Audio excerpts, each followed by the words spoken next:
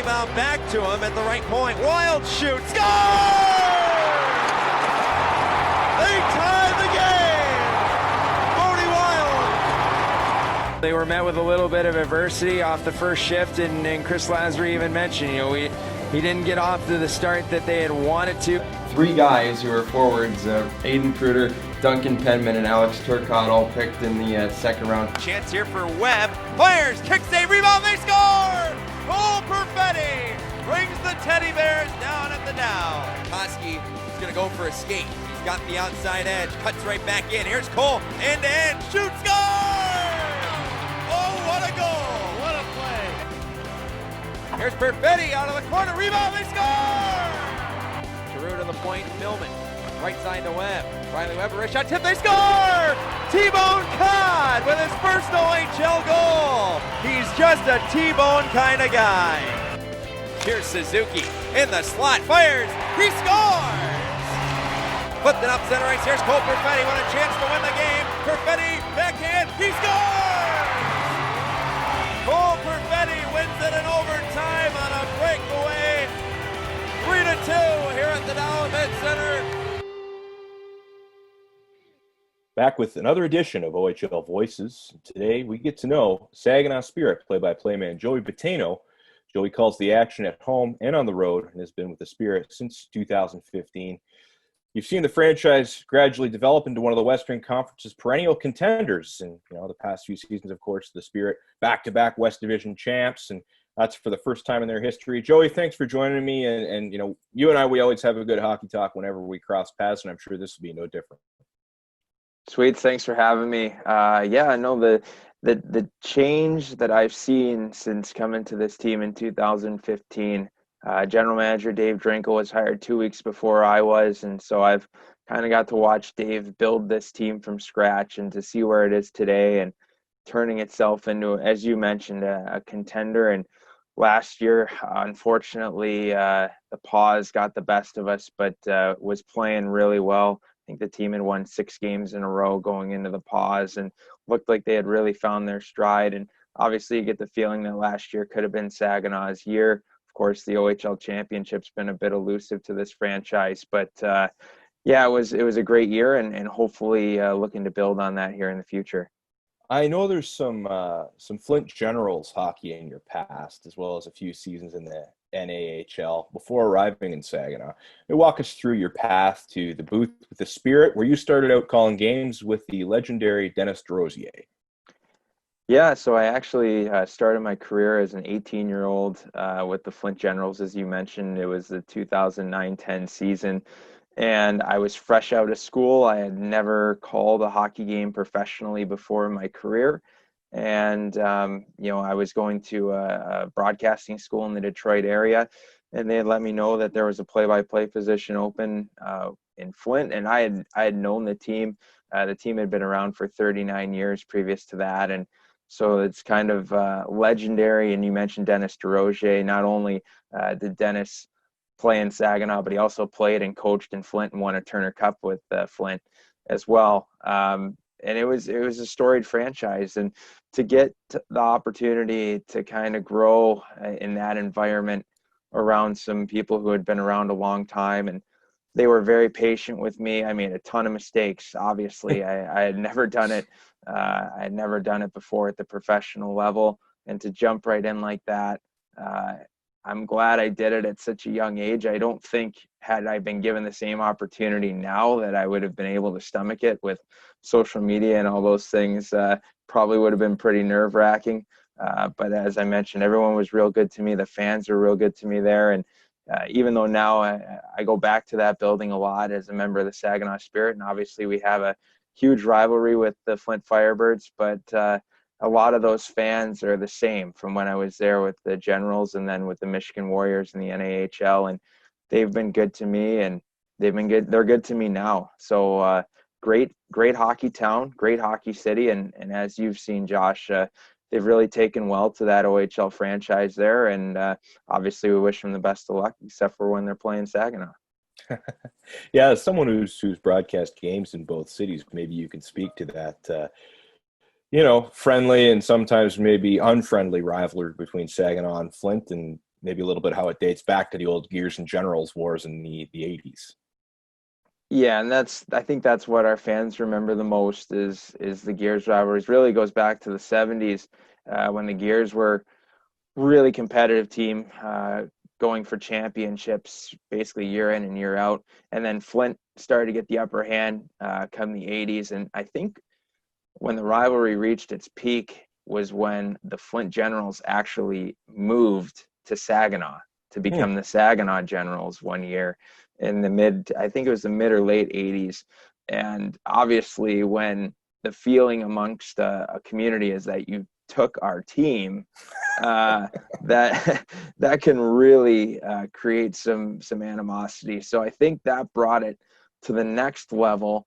Obviously, the Flint Generals came back. They were actually, I think, the reincarnation of the Fort Wayne Comets moved to Flint to become the Generals in the Colonial Hockey League from the mid-'90s. And then they continued on United League and before they folded in 2010. But great rivalry. Obviously, it was renewed in 2015. Goes back a lot of years. There's been a lot of legends, a lot of ghosts in that rivalry.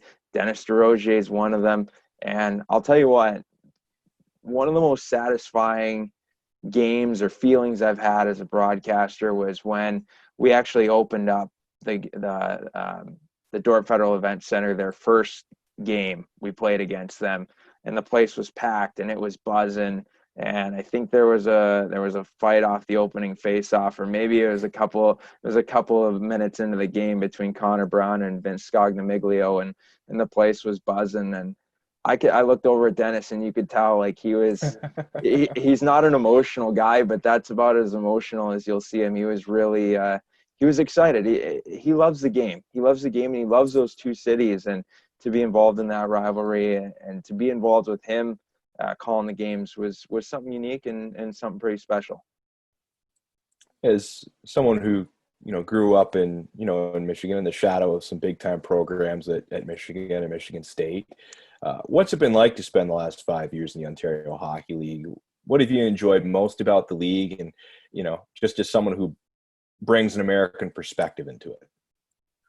Well, Josh, it's been great. I grew up in the Detroit area, so in the 90s, I was exposed to a lot of different hockey there. That unfortunately, hockey that doesn't exist anymore, with the IHL's Detroit Vipers and the Plymouth Whalers, and so I was exposed to a lot of different leagues, a lot of different brands of the game. So a lot of time I spent as a kid was at CompuWare Sports Arena watching Plymouth Whalers games. So I was really familiar with the OHL, and every once in a while would also go to the old barn in Windsor too. It was just a 20-minute drive from my house. So very familiar with the league. I was really excited to see the opportunity come up with Saginaw in 2015. Lee Cunningham was here for 7 seasons previous. He's a legend in this league, and I'm thankful for Lee. I wouldn't be here without him. I had a really good chat with him. And then obviously you meet the staff, and you meet Craig Gosselin, who's the president managing partner here, and just a great leader for this team. And then you meet the ownership and Dick Garber and guys that have been here since day one. And you just want to win so bad for those guys. There were some lean years here early on, and just turning it around, it was like turning a ship, right? But now we're in the position to be competing a year in and year out. And it's been great. These 5 years have been, I started in Flint for 4. It's been crazy that it's already been 5 years here. This is really, the place that I feel like is home, and I'm excited to be here and hopefully see that championship come to Saginaw. We've had the opportunity to see some of the most competitive seasons in Spirit franchise history, particularly, as you've mentioned, with the work that Dave Drinkel has done in his time as GM, really putting together a deep program.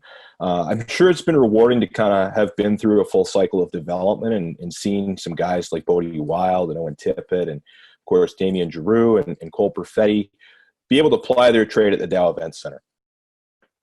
Yeah, and you see the connection with the fan base, right? I think that's really the thing that I've seen change the most in the 5 years I've been here is, the fans would come to the arena, and you'd get the feeling that if we won a game, they were almost a little bit surprised. That was the feeling. And now they come in and they're fired up from the word go. They're ready to go and they expect us to win every night. And, with that comes expectations for sure. But I think that's changed a lot. That's changed the culture here, really. I mean, it's been a full culture change since 2015 when, we'd go out on specific nights and, you'd go to Bud Gardens and you've lost before you got off the bus. Now, we're playing them tough and it's not an easy game. It's not an easy game to play Saginaw anymore. And, a lot of the credit, again, Dave Drinkel and Chris Lazary. Chris Lazary came in mid-season in 2018-19. The team was 11-9-1-1. I mean, they were preseason CHL top 10, and we were 500 midway through November. And, made a change. And Chris Lazary's come in and, everybody's bought in. So it's been a thrill to see it all come to fruition here. And again, you really hope that this team's able to take advantage of this moment. Obviously unfortunate circumstances last year. You can't help but feel like that maybe last year was our year, but at the same time, you look at the possibilities for this year as well with, Blade Jenkins and Damian Giroux and even possibly Bodie Wild coming back for his overage year. There's a chance that this team could be just as good. And again, with a couple of roster breaks, if not better than the team that was on the ice last year. I'm sure, it was a real thrill for you to see Cole Perfetti selected 10th overall by the Winnipeg Jets last week, of course, becoming the highest drafted player in Spirit franchise history. You've seen him since day one of his OHL career. How long did it take for you to realize that Cole was going to be a special player? It was probably before he played his first regular season game. There was an exhibition game at Flint Iceland Arena where we played the Firebirds, where I think he scored 2 goals in a matter of a minute and a half, and he just took over the game. He's an unbelievable player, and he rises to the occasion. When I talk about Cole Perfetti, the first thing I think of is his very first game, his first regular season game in the OHL. And it was against the Sioux, who had won the division the previous year and was slated to have a really good team. And he went out there and was the best player on the ice. He scored 2 goals. He was the first star of the game in his first OHL game. And then obviously with my job in handling PR for the team and broadcasting, he's doing media availability after the game. And he's got 8 to 10 reporters in front of him, and he's a pro. I mean, he's never done it in this setting before, and he's knocking it out of the park. He's giving detailed answers. He was able to manage himself in the moment, and you just don't see that with 16-year-old players coming in with absolutely no experience. And I haven't. One thing I will say, Josh, I haven't had to tell this kid one thing. I mean, he came in with all this knowledge and how to handle these type of situations on the media side. You talk to Chris Lazary, he's been documented as saying, there's video sessions that the team has where Cole Perfetti will stop things and say, hey, what about this? And he'll point at the screen and show what he's seeing. And you ask anybody, that's extremely helpful to have a player like that be able to dissect the play even further, or take it a step further from what the coach is even saying. So, and obviously, like his peers, he's well respected within the room as well. Just couldn't be happier for him. He's a great kid on and off the ice.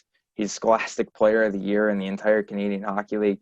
So this is a kid that's elite on and off the ice and just handles himself like a pro. And again, I'd be so happy for him if he gets an opportunity to play in the NHL.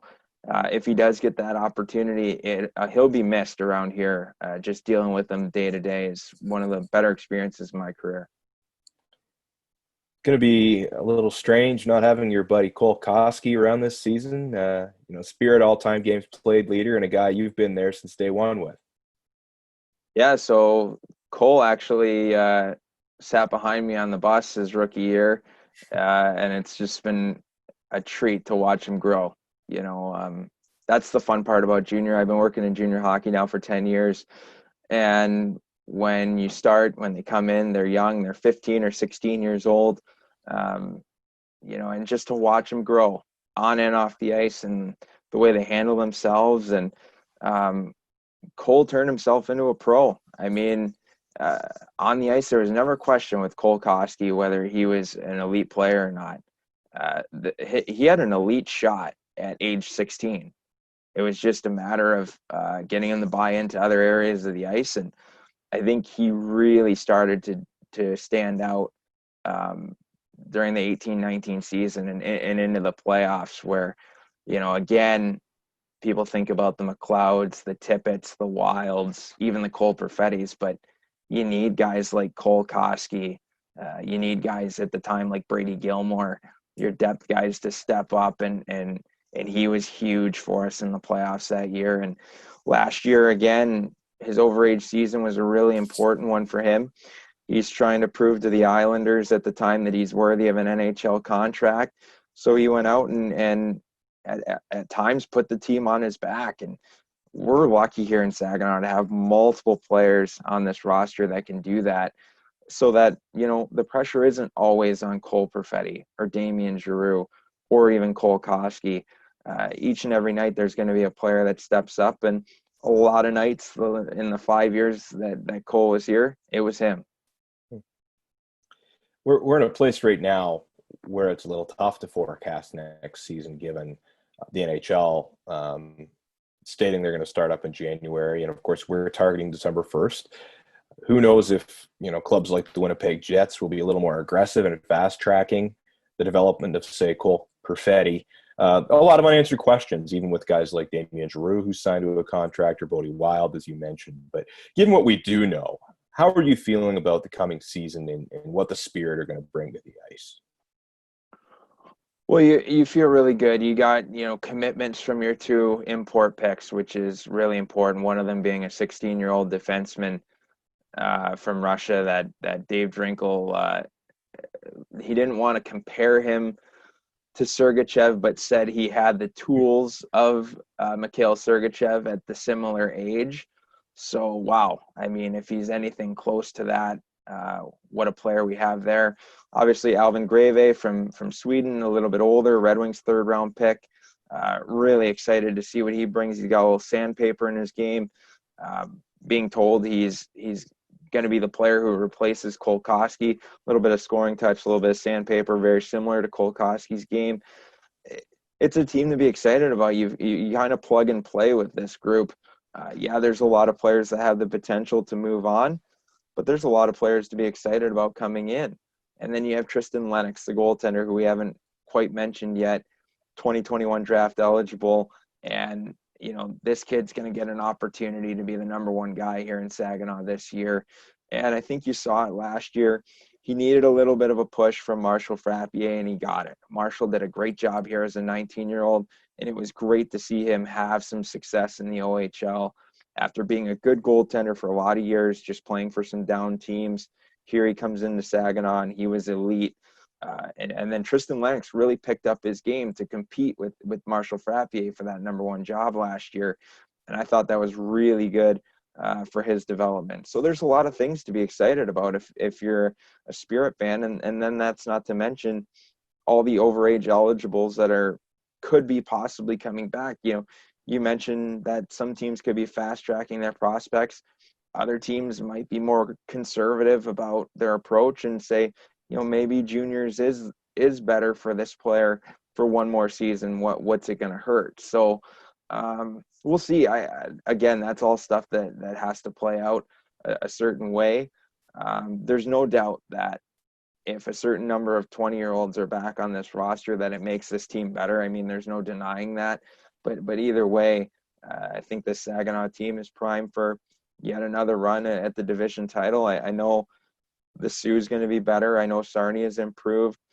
Flint's made some signings, and Windsor, obviously, with Cooley and Foodie a year older, are going to be even better. So it's going to be a very competitive division, and when we do get going, I'm really looking forward to seeing how it shakes out. Well, this has been shared numerous times on this series in the past couple months. We are indeed living in strange times. Everyone's looking ahead to hockey, and getting things fired back up again. I think the draft was a breath of fresh air for everyone. And, hopefully that'll lead to good things in the next couple of months.